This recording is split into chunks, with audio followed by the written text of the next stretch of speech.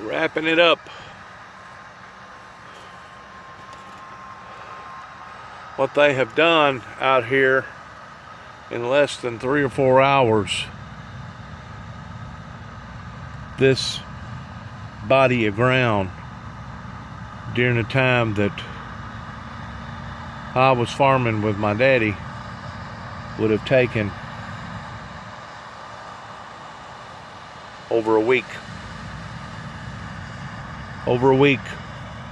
to have harvested, and now they can walk over it in 3 or 4 hours.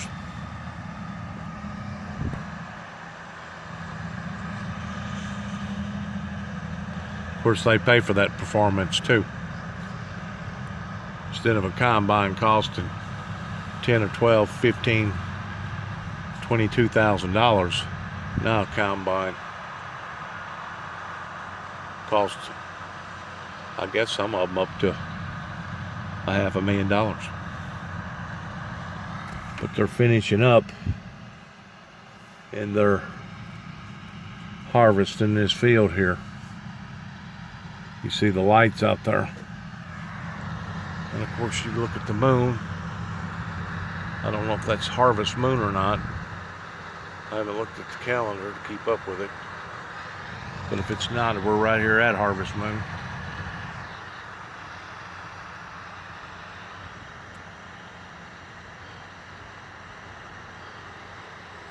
I can remember doing just exactly what they're doing right now at night, trying to finish things off before the weather changed and turned bad on us. Of course, we didn't have near as many lights as what they have on these rigs today, but I can relate exactly towards what this industry is about. I've done it all my life until I basically become a teenager.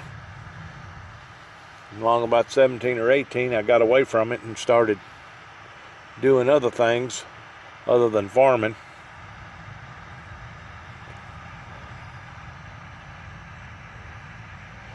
The main concept in behind the agriculture community is to keep people fed, to feed the people. It's not supposed to be around selfish greed and let's see what I can profit from this industry. Naturally, that's part of it that goes along with it. But if you're a true blue 100% called to be a farmer, and whenever I say called to be a farmer, it's a calling. It's the same thing as somebody that's called to preach in behind a pulpit. Or it's the same thing as somebody that feels a calling towards becoming a politician. Or it's the same thing as somebody feeling like they've got a calling to become a doctor or an attorney or somebody dealing with other big affairs. But if they're truly called towards being associated with the agriculture community, their whole unique, sincere concept is that they want to feed the people. They don't want people to starve. They don't want people to hunger. They don't want people to do without. That's the way it was during the time that I was farming with my father.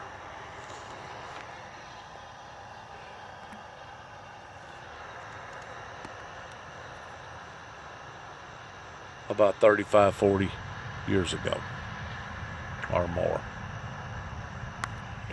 But like I said, it looks like they're wrapping things up. They know that the weather is supposed to rain tomorrow. It's supposed to turn bitterly cold. They're even talking about possibly one of our first frosts coming in. And it's remarkable how that the weather changes so drastically in today, because 2 weeks ago, we was all burning up, sweating in 96, 97, some of us even 98-degree temperatures. And now they're talking about a foot or two of snow up in the Rockies and up towards Montana. And it's just remarkable how that it seems like the seasons are out of kilter. The summers are extremely long now. Our springs and our autumns are extremely short. Our winters, by and large, are mild in comparison to the way they was 40, 50 years ago. To see things evolve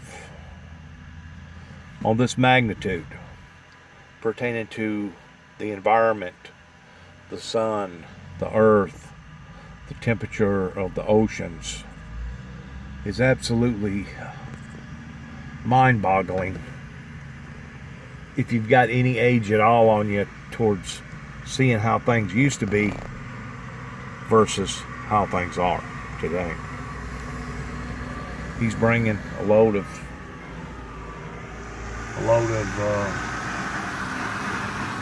grain over probably to Kenton Granary. That's where most locals take it here. They take it to Kenton Granary. But then again, they ought to take it somewhere else. I don't know, but that's where most of them take it. After they get through harvesting it, then they gotta take it and to the market and sell it. And of course, there's all kinds of factors to take in mind towards it being too dirty, too much moisture. They get docked on various things that can be devastating to the market prices, based around trying to harvest the crop too early.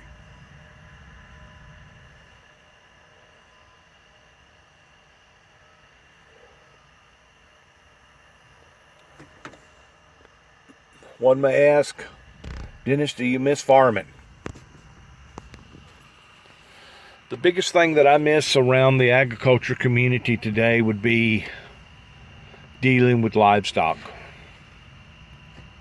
I used to always enjoy the cows having calves, the pigs having little piglets, being around chickens, being around goats, being around other types of critters on the farm.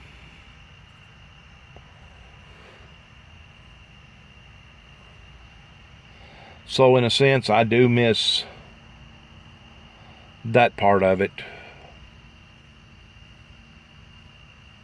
As far as feeding the world, I feel like there's enough farmers today here in America and throughout the rest of the planet that in actuality there shouldn't be no starving people. But it's remarkable that we still have starving people right here in our urban streets, in our cities, right here in America. And one may say, how can that be? Well, it's because things is out of kilter. Kind of like Mother Nature. When things get out of kilter, for whatever reason, things don't gee-haw the way that they ought to gee-haw. Thanks again to my viewers. Good luck to all of us. And once more, shalom. As I travel through this pilgrim land, there is a friend who walks with me.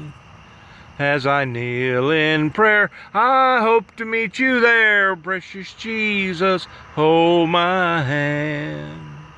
as I kneel in prayer. I hope to meet you there, precious Jesus, hold my hand.